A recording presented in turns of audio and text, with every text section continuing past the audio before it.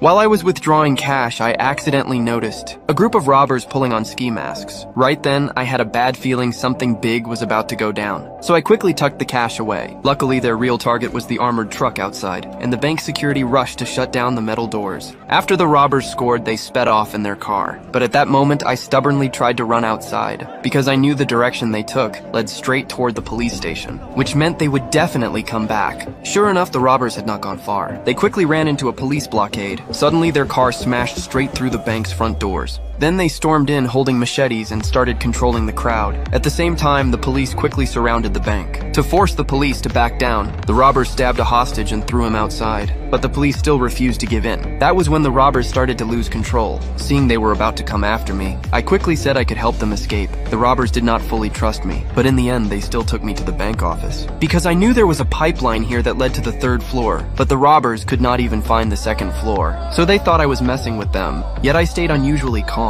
I slowly looked around, then pushed a cabinet aside and pressed hard on the wall. That was when I confirmed this wall led to the 3rd floor. Suspicious, the robbers grabbed a fire axe and smashed it down. Sure enough, a hole broke open in the wall. I picked up some magnetic pieces from the desk and started laying out an escape route using a strategy like the game of Go, but I knew if I could think of this, the police would definitely be prepared too. So I told the robbers we needed a decoy to draw police attention. Then we would crawl through the passage to the 3rd floor. Once the decoy pulled the officers guarding the north entrance away, we would use the time gap to steal the bank manager's car and escape. At this point, the robbers had no other choice but to trust me. At first, they planned to let Jack distract the police. But Jack's older brother did not feel safe letting him do it, so he chose to take the risk instead. Then John kidnapped the manager and drove out of the bank, buying time for the rest of the gang to escape. But he was trapped by police from both sides and eventually shot dead. Meanwhile, the other robbers drove west with me, but when it came time to split the money, they suddenly turned on each other. I seized the moment and grabbed the steering wheel, causing the car to lose control and flip over. I struggled and crawled out of the wreck. Then Jack rolled out of the car too. Just as I was about to leave, I realized the money on me was gone. So I went back to check inside the car, but then the car suddenly exploded. That was when I saw the money bag roll out of the wreck. I grabbed the cash and ran for it. I planned to hide at a school first, but then I realized someone had followed me there.